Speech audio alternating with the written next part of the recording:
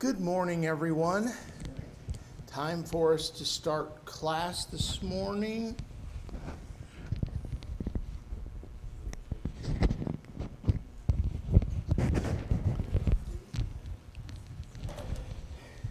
This is the class of which I was told many years ago, or not this class, but this day, that people enjoy watching everybody came to camp because they watch them try to struggle to stay awake. So a week of sleep deprivation will do that to you. All right, let's begin. Our class this morning this is a one-off class because Kyle and Maya, of course, they're down at camp. They went down to the junior week with the younger kids. They went down yesterday, and so their camp starts this afternoon. So they're not with us today. So we decided to do a one-off, and we said, hey, you know what? We're going to do the life of Christ beginning next Sunday. So let's do this lesson on what was the world. Let's prepare the groundwork, if you will, to talk about the life of Jesus by talking about what was the world like at the time that Jesus came. Because there are parts of it that get into his teaching and his instruction as he began to teach in his ministry. And so we'll talk about that. Let's talk about that just a little bit, if you will. So let's begin our class with a prayer, and then we'll start into the class. Heavenly Father, thank you for this opportunity on this Lord's Day to come together, to open the scriptures and to study from them, to learn more about the life of Jesus and how he came in the flesh and he lived among us. Help us, Father, that we might give attention to these things, that we can consider his life, and that we can strive to be more like him as we live and walk each day. We ask you to be with us and those that are teaching classes, that all the young people might be benefited as well, and we all can learn more about you. Be with us, and we ask it in Jesus' name. Amen. All right.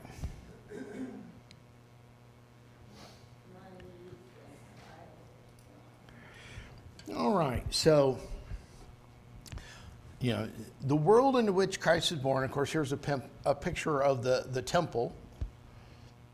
It was a little, I couldn't quite figure it out. Rita showed me this picture. She was working on the slides, I don't think about the high rises in the background. I'm thinking, well, that looks pretty modern, doesn't it? No, it's not. All right, so Jesus was born about a little over 2,000 years ago.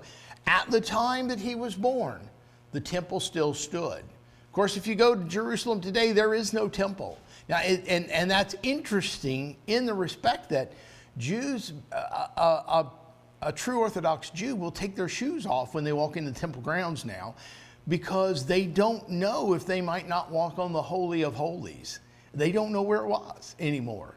It's been gone for so long, and of course, when they were taken away during that time, most of the remnant of Israel. And so the second temple, and this was called Herod's temple. The second temple was Herod's temple. It stood until the Romans came in 70 AD. So at the time of Jesus, this second temple, and it was, in fact, one of the exchanges he has with the Pharisees, tear down this temple and I'll rebuild it in 3 days. Remember, the comment was, this temple's been 80 years in building, and you'll destroy and rebuild it in 3 days? They made a comment that tells us a little bit about how long it took them to finish this temple. So the second temple was rebuilt under Herod. But it was, yes, Julian. I just thought it was interesting. 4 years after they completed it, the Romans destroyed it. That's right, it is. So it only was permanent for 4 years. Yeah, it was only permanent for 4 years. That's right.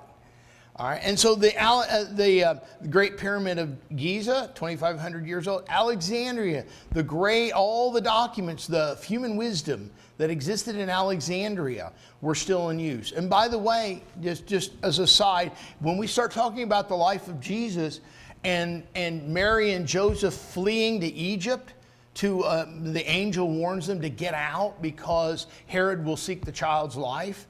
And they leave by night and go to Egypt. tradition is that they settled in Alexandria because I guess there was a very large community, a Jewish community in Alexandria. And even today they talk about black Jews there. And so they believe their origins were in that region of Alexandria. So Alexandria was a Jewish community. And so they believe that perhaps Mary and Joseph went there when they fled Herod. So anyway, but the library at Alexandria was still in use. The Colosseum had not yet even been built. And it's been 400 years of silence. What we call the period of 400 years of silence ends with Jesus' birth. Prior to that, God had not sent any messengers in 400 years.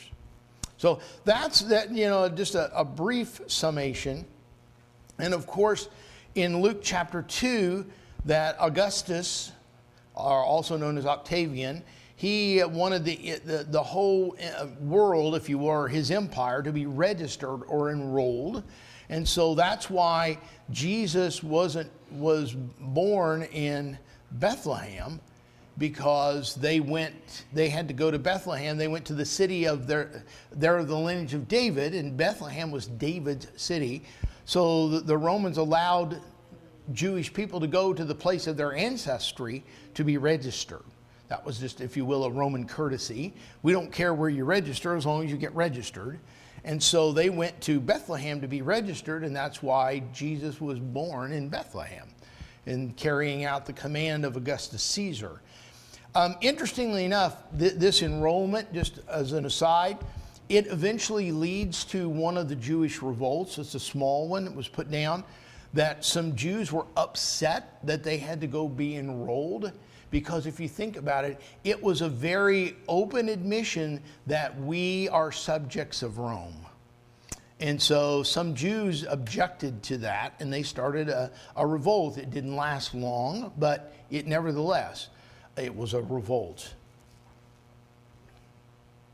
All right, so let's look at if you will, look at the picture of the world at this time, the Roman Empire. And if you'll notice, the Roman Empire went all the way from Britain clear over to into the Mesopotamian region, the regions of Babylon and Persia and so on. It covered quite a bit of the world at that time.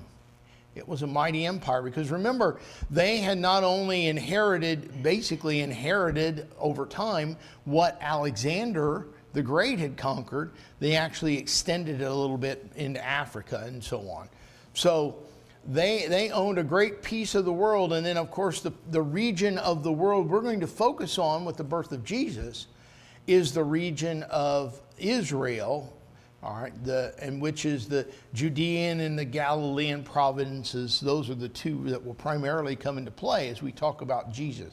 So we're talking about just a small piece of their empire. Now, an important piece, because remember, whatever nation controlled Israel controlled the trade route, because there was a major trade route that went between the Mesopotamia, Babylon, that region that's in dark green over there on the far end of the picture, that and Egypt. To go from the Arabian area down to Egypt, you had to go through Israel, because on the other side of the Jordan River, if you couldn't cross over there because it was desert. That was the Sahara Desert.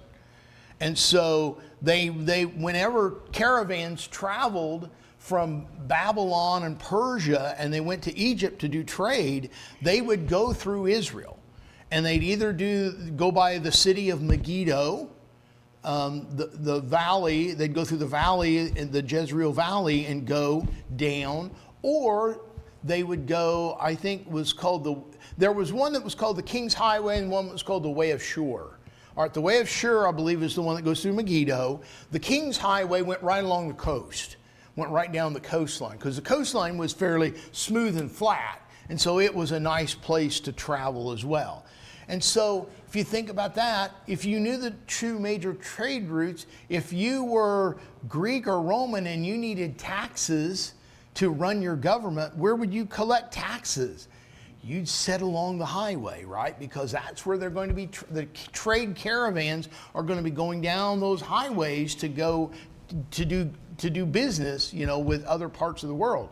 And so that's why a lot of times the tax collectors you had tax collectors in Israel, they were sitting along those major highways waiting for caravans carrying goods that they could tax them based on the value of their goods as they came through.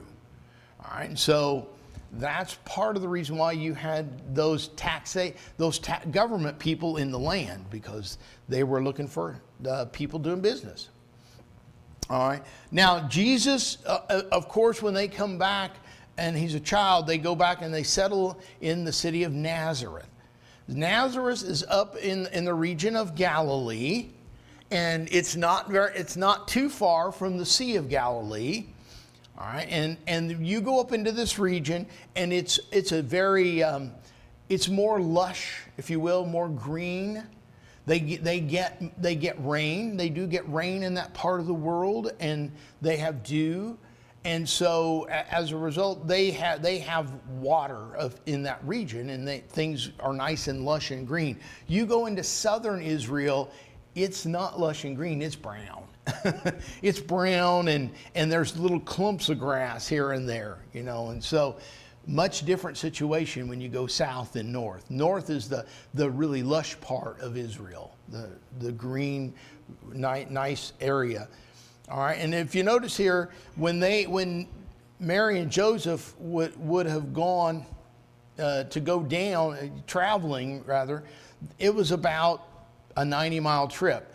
I want you to notice here on the trip, they go over into the region of Perea, which is along the Jordan River. Notice here Samaria is right in the middle, and notice how cleverly that they avoid Samaria. The typical Jewish trip did not go through Samaria. Why didn't the Jews take the shorter route? Because, by the way, Jerusalem is up on a hill, and to take the trip that's on this map, you went off the hill, down to the valley, up the valley, back up the hill. That's really what you did because Nazareth and Jerusalem, they were on, if you will, a high plain, a plateau, a big high plateau in the land of Israel. So that's why when it talks about somebody going up to Jerusalem and you say, oh, they went south, they're supposed to go down to Jerusalem, right? They went up because Jerusalem was up the hill. All right, it was on the flat plateau. So why did they go, why would they go the extra distance instead of staying on the hill country and going straight up to Nazareth? Why go down to the valley, walk the valley, go back up? Well, the Jews considered the Samaritans the dregs of the earth. They were just less than human. Yeah. They had nothing to do with them at all. They might have done a tiny bit of trade, but for the most part, they had no... Yeah, the only contact that Israelites had with Samaritans was commerce. They had no cultural or customs dealing with the Samaritans. That's what makes it all the more remarkable when we think about Jesus and his disciples. The woman at the well, all right, he was in Samaria when that took place, right? Why did the Jews consider the Samaritans a lower form of people? Ron. When they were in captivity, they intermarried, and that was forbidden. Yeah. Yep. Most of when the Jews were carried off into captivity, and that was first the Assyrians and then the Babylonians, especially the Babylonians, when they took most of Israel off to captivity, they didn't take them all. They left some. The some that were left intermarried with the Gentiles that came to populate the land when everybody was vacated out of it. And so as a result, you had the term might be mixed breed. All right, two different groups of people that intermarried. And so their children were considered of lower status. Isn't it interesting that Jesus didn't have the same prejudices the Jews did? Yes. He was in Samaria. Yes, exactly. He went on there out to see him, yet he's there. He is there, right, exactly. It's interesting. Jesus chose the route back that would take him through the region of Samaria, and he met with people and taught them when he was there. Now, the other interesting part about that, if you think about us reading that message today, is that it reminded us that the people that weren't supposed to respond to his teaching, they responded. You know, in Samaria, a great many of them believed that he was Christ because of what the woman told and then what they heard from him himself. They came to believe that he was the Christ. It's interesting, isn't it? They believed that, many of them believed in him, while many of the Jews of his own nation would reject him.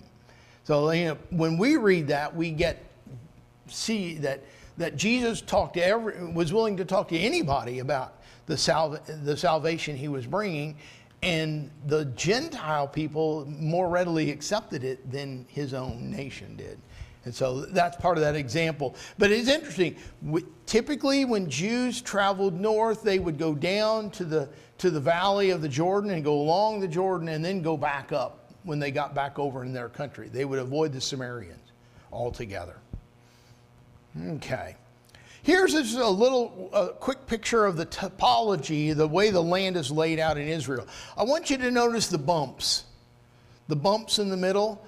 Most of the populated cities of Israel are on those hills. That's called the hill country. All right, and basically it's just high plateaus.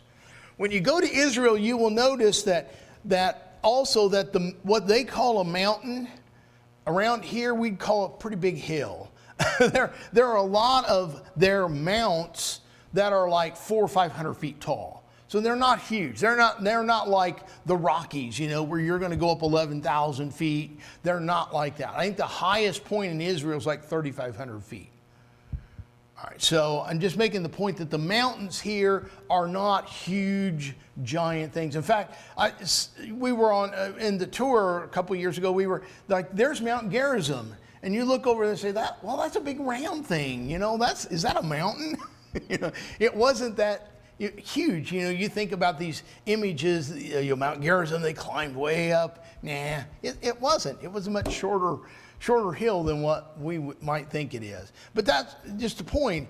The hill country is high plains. And so that tells you also, how do they get water? Well, when it rains, the water runs two directions in Israel. One way is it runs downhill to the Jordan River. The other way is it runs downhill and runs back to the sea. So the high plateau, when it gets rain, that water goes both directions, sheds away. All right. So remember, at the time of Jesus, earlier here, 539 BC, Israel had all been taken away. The land had been cleaned out. And so when the land was cleared of its inhabitants, they'd gone off to captivity. Remember, they'd been there in Babylonian captivity approximately 7 years. In Assyrian captivity, add another 130 years. So Israel had been dispersed. The Jews today even call that the diaspora, which means literally the dispersion, that they were dispersed throughout the nations. Well, Cyrus the Great, the Medo-Persian king, allowed them to come home. And in fact, this stone right here, this little stone that's in the British Museum, is actually the writing where he decreed that they could return to their native lands. In fact, he not only allowed Israel to return, he allowed many nations that Babylonians and the Medes and Persians had conquered. He allowed many of them to go back and resettle their native lands. And so this was the decree of the king, put into stone on a cylinder, that people could read, if you will. It's more for government officials to say, yeah, this is an official decree of the king to allow this to take place. And so they returned home. And then, of course, they no more than get home. And then a couple hundred years later, you have Alexander the Great coming through. And remember, he's going to come through Israel on his way to go to Egypt. He's going to spend quite a bit of time in Egypt as part of his military campaign. And so on the way through, he conquers without much difficulty, of course, Israel, takes them captive. And now they are a subject of the Greek state under Alexander. And of course, no more than Alexander dies, and then it will break down and become the Ptolemies next after his death. And so if you look here at his empire, you can see how the Roman Empire got so big because it basically inherited over time the Greek Empire. The Greek Empire is covering most of the world that the Romans will. In fact, the Romans will expand it even more than what the Greeks did. But Alexander takes them, and so now they're under the Greeks. Now, the good thing about the Greeks love their culture. They encourage their captive nations to adopt their culture, but they generally didn't force it like you will do this or else.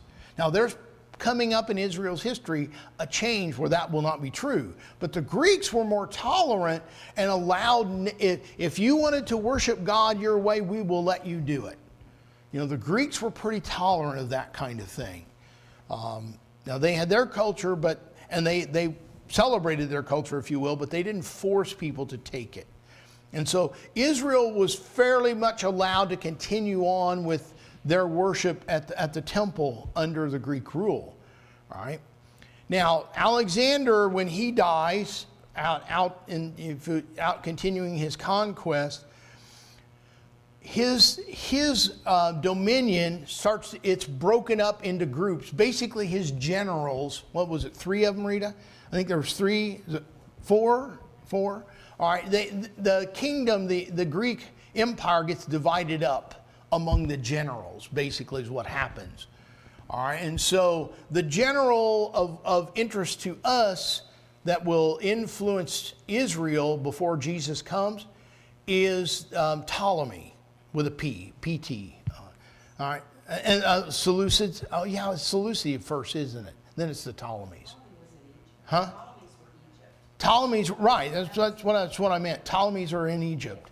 The Ptolemies, he was one of the generals, and so he rules the region of Egypt, that part of the kingdom of Alexander, all right? And then the Ptolemy will become, let's see, am I getting it right? Am I getting the Seleucids and then the Ptolemies? Or the Ptolemy was south, Seleucid was north. Thank you. I'll get it right. Yeah. All right, yeah. So you have the Seleucid. So what he's saying is, if you go back to the map, right here, down in Egypt, you had the Ptolemies. Up north of Israel, you had Seleucus. All right, so 2 different generals of Alexander's. They each claim their own piece of the Greek Empire. All right. Well, those 2 end up fighting one another for who will control Israel, ultimately. So Israel has a period where they're under the influence of the Ptolemies, and then there has a period where they're under the influence of the Seleucids. All right, and so the Seleucids, when they take control of the region, all right, of Israel, Seleucids are not initially they're tolerant of the Jewish religion, but their tolerance wears out. And so they become, if you will, start telling Israel, no, you will adopt our ways and our customs.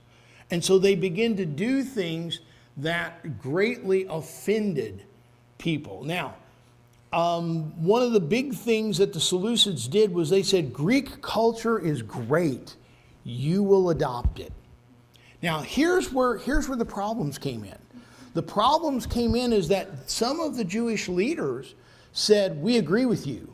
We will become Greek. And so they were fine with the Seleucids building gymnasiums and having Greek athletic games and and setting up statues to Greek gods. They were fine with that. Some of the Jewish leaders were.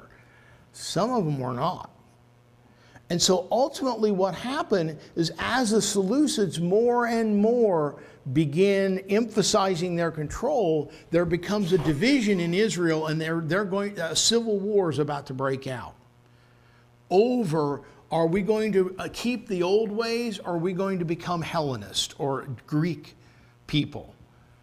So now you begin to see the Greek language coming into Israel. That's important. What language is the Bible, what language was the New Testament written in? Koine Greek, the common man's Greek. All right? So you understand, why would they write in Greek? Because most people in the world spoke Greek at the time of the New Testament. So the scripture was written in Greek. All right, well, how did Greek get into Israel? The Seleucids. They're the ones that began to push the Greek culture on Israel. And many in Israel didn't like it, okay? And so here's an example here. This is right near the Temple Mount in Israel, the remains of a Greek, I want to say citadel, but I think that's the right term for it. But so there was a Greek structure right next to the temple in that day and time. All right. Now the problem came to a head in Israel. Remember, Israel's been conquered by the Greeks. Now they have the Ptolemies influencing them, and then the Seleucids come in, and now the Seleucids are in charge of Israel. They're the rulers over this region. Israel doesn't rule itself. All right, they've come back from captivity only to be taken over again. This time they're not taking out of their land, but they don't rule it. Antiochus Epiphanes, the one who makes the temple desolate, if you will, he's the one that was prophesied who would come, and he actually went into the temple and profaned it by offering pigs on the altar. All right, so what would be the response if somebody came in and defiled your most holy place? What do you think your response would be? Upheaval. You got the attention of people, all right. You got them mad. They went from being not happy to mad. All right. And so the result of Antiochus Epiphanes and his going into the temple was a civil war. A civil war broke out. Now, sometimes it's regarded as a war against the Seleucids, which was true. It was against the Seleucids, but it was just as much a civil war. The war was being fought over. There were some Jewish priests who said, this is too much. We have to fight. We have to get back our nation and our way of worship. And so they went to war with the Seleucids and part of their own people who were okay with it. They fought a war against those people, and ultimately they prevailed. They won. And so as a result of that, the Seleucids were basically expelled from the kingdom. And those that fought against them, that were fine with Greek culture, they were thrown out or killed as well. A lot of people died during this war. But the result of it was that in about 160 AD, or BC rather, Israel won its freedom. Israel was free again. And so that began a period of the Maccabees. It's called the Maccabean War because one of the fellows that led it was a Maccabee, was his name, and he was a priest. And he and his family led the charge against the Seleucids to drive them out. And so that in about 169, I may have it up here. And so they basically had control of their country again until really Rome joins in the game as a co-ruler in about 65 AD, or BC rather, and then by 37 BC? By 37 BC, the Rome finally completely takes control of the region and declares Herod as king of the Jews. And in fact, that's exactly his title. He is declared king of the Jews by the Roman Senate, and he takes control. So from about 169 BC until about 37 BC, Israel once again had control over its destiny. And then that was lost with the naming of Herod the Great as the first king All right. Herod was a convert to Judaism. He was not native-born Jewish. He was Idumean, or an Edomite. His family were of Edomite descent, and they were converts to Judaism. But he was a very crafty politician and got himself named ultimately as the King of the Jews. Now, what was it the wise men said that they were seeking when they came to find the child to worship him? They are seeking one who was the King of the Jews. Isn't that interesting? Why was Herod so scared about a baby? Because the title that the wise men said, we have come to worship him who is called King of the Jews. That was exactly the title the Roman Senate gave Herod. I mean, we're literally the same title. So you understand why Herod would be concerned, because that child has my title. And if he has my title, what does that mean for me? It means I'm out. So that's why you understand what provoked Herod to take such drastic action to kill these babies, because he feared that this child is my replacement. And at that time, Israel wasn't a happy place. No. Herod had already been ran out of Israel once and had to come back with the Roman army to get his seat back. Yeah. You had an entire political party that were either terrorists or freedom fighters, depending on what you think. The Zealots, who Yeah. were wanting to start another war. Yep. Christ would have been born into a place that was in a lot of political Turmoil. They weren't a big happy country at that point. Yep. They did not control their destiny at this point, right? And you have to understand one of the things about the emperor at this time. All right, Octavius, in some respects, historians say he was a good emperor.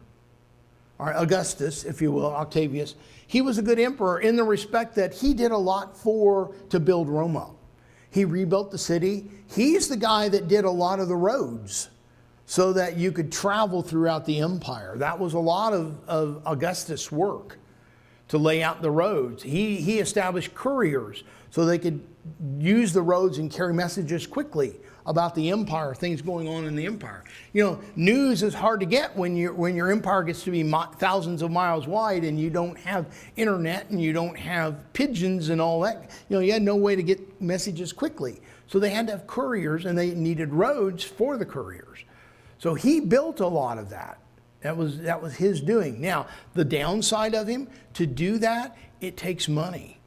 And so he taxed the people fairly heavily to do that. And that, you can imagine the resentment of Israelites having to pay taxes to Rome, a place that they hated. All right? And yet, that was their reality. They had no choice in it, okay? And so the Seleucids led to a civil war that ultimately led to Israel's freedom until Rome comes in and takes over again. And of course, then at that point, they never will get their freedom back. All right, and so I mentioned Augustus here. Augustus, interesting, I didn't know it. Julius Caesar was his great uncle. And when Julius was killed, remember, beware the Ides of March, and he was killed in 44 BC.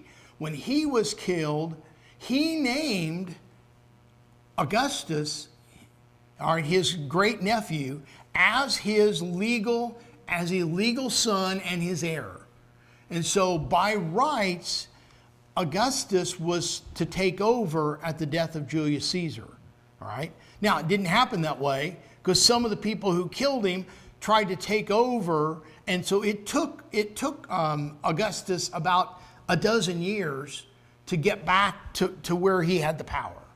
All right, he worked with two other people. They called it triumvirate, and they basically got control of the empire, the three of them, and then the three of them ended up fighting it out until finally Octavius was victorious, and then he was Caesar. All right, so there's a little ways of getting there, but he did a lot for the empire and is credited with that in many respects. Now, I wanted to mention this real quickly. The Roman rulers, the important ones that we're going to get here in Judea. Now, Judea is just the one little region in the Roman Empire that's right around Jerusalem. All right. So the big one, I want you to see two of them here that will influence the life of Jesus. One of them is Herod. Herod is king of the Jews when Jesus is born. What does Herod do that directly impacts the life of Mary and Joseph and Jesus? Julian. He was gonna kill all the babies that were 2 years And under. older, so he would kill the king of. Yep. So the one that was born king of the Jews would be killed among all those baby males that he had killed in that area. So it's called the historical term is the death of the innocents, right? And of course, Mary and Joseph escape that because they're warned by God. An angel warns them that they need to flee, and they flee by night, which tells you that they left in haste. Upon getting the news, that they evidently rose and left.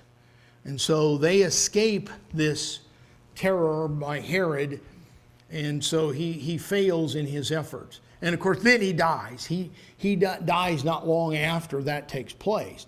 And his son, Archelaus, his son, takes over.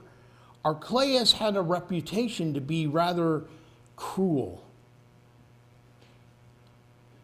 How does Archelaus influence the account of Mary and Joseph? They go to Egypt.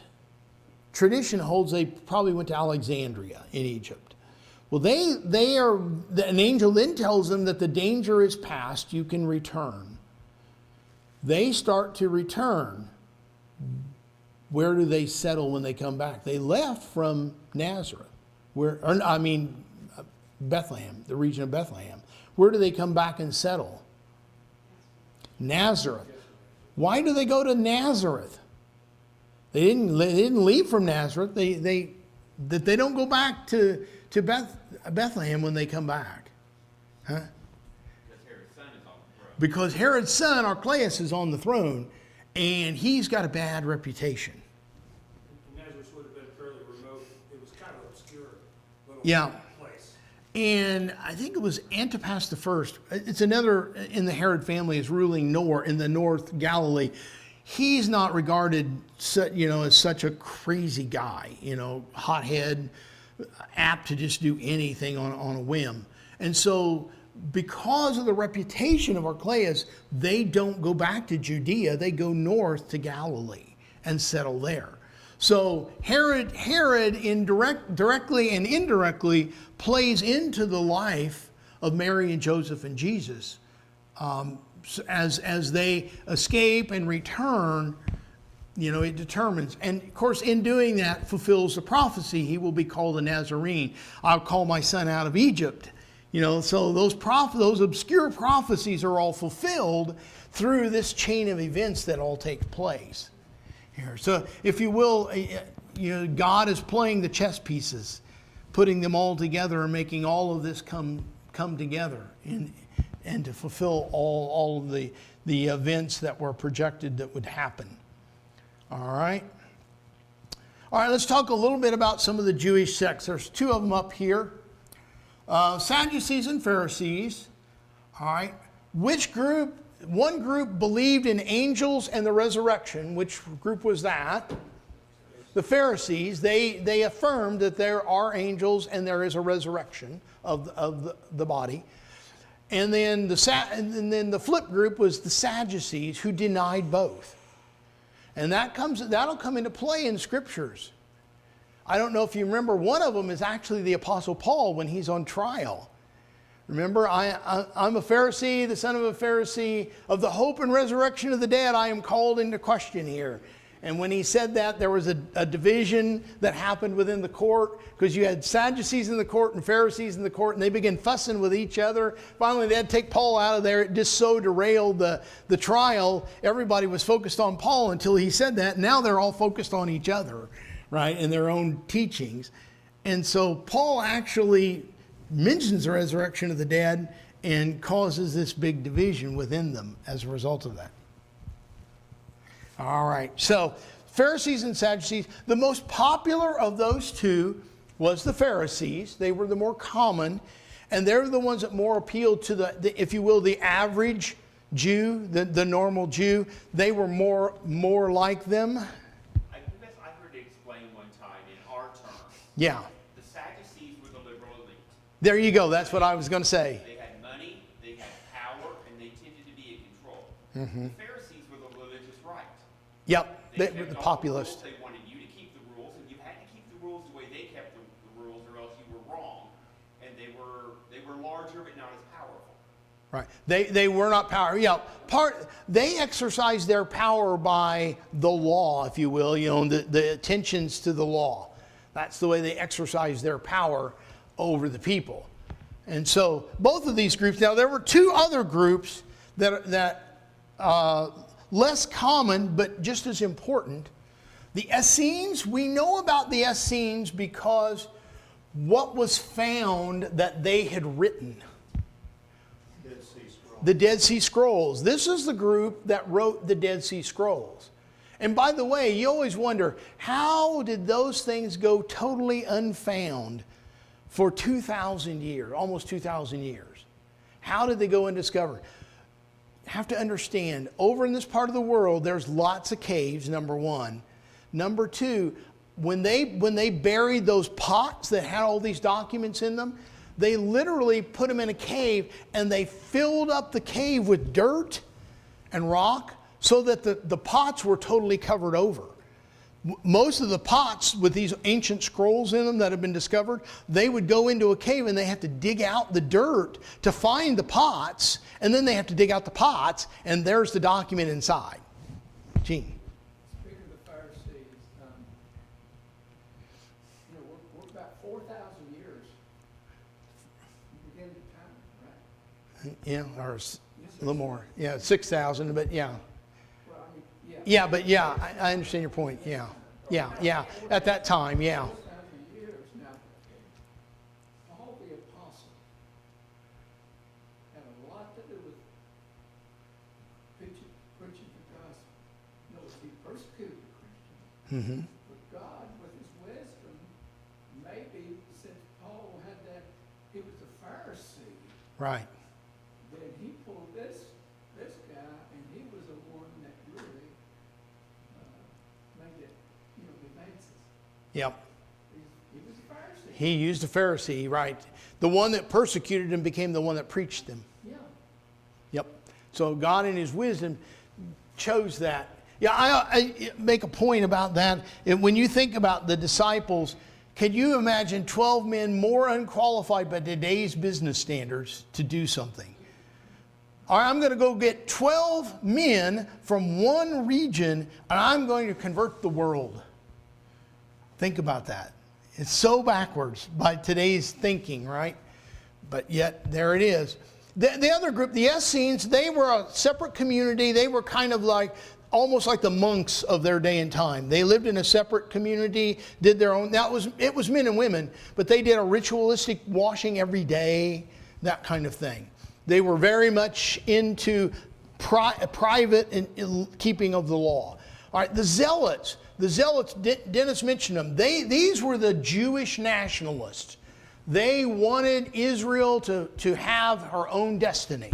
They were willing, God is with us. Let's fight the Gentiles and let's drive them from the land, right?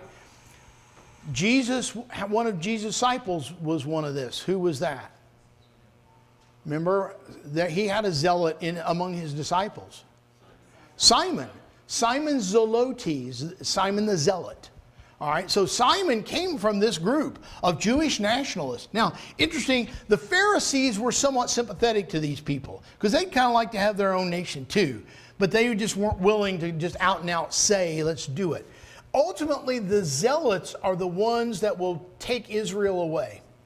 They're the ones that, in 66 AD, they start what is known as the Temple Riots. And that ultimately is what brings Rome in to say, we need to stop this. And so it's Titus that comes in, he starts the work, and then he withdraws because he becomes emperor. He goes back to Rome, and then he sends his son Vespasian. And so Titus starts the siege of Jerusalem. Vespasian comes back. He finishes it. And about 2 million people will either be killed or carried off. And that was the events of 70 AD. Okay, so anyway, in this day and time, by the way, these Jewish groups all quit. These Jewish groups were all arose because of all the conflicts that were taking place when the Seleucids were in control. People had different feelings about that. And those feelings about the Seleucids and what to do about them ultimately led to the Pharisees, Sadducees, Essenes, and Zealots. All right, that political turmoil created the divisions and the various groups. All right, and so Jesus is addressing those groups when he comes to teach. So yeah, Dennis's point is valid. Jesus was born into a world of turmoil, a world of trouble. But he's also born into a world where there's a peace. The Pax Romani was in effect during Jesus' time, which means that Rome wasn't actively going out and trying to do battle all the time. You could understand how wars make it hard to spread a message. And so there was a relative peace in the empire when Jesus came as well. And so that's part of the reason why, remember, God in the fullness of time sent forth his Son. God decided of all the mankind's history, now is the right time. Send him now. And so you can see the reasons why God chose to send him, even though there were many challenges for him at that time. All right, we're finished with that. We'll quits. And so next week, we'll take up the life of Christ, lesson 1. I just wanted to make this point about the high priest. Annas and Caiaphas will try Jesus. If you look at that list there of high priests in Israel and notice how many of them are sons or sons-in-law of Annas. Annas was high priest, and then his family, he had a whole lineage of his children that became high priests as well. Very influential man. You might mention the Life of Christ books. Oh, yes, thank you, Bob. Yeah, the Life of Christ books, if you've not gotten one, they are up here in a box. So if you haven't gotten one, be sure to get one, because next Sunday we start with lesson 1 on the life of Christ. Thank you all for your attention.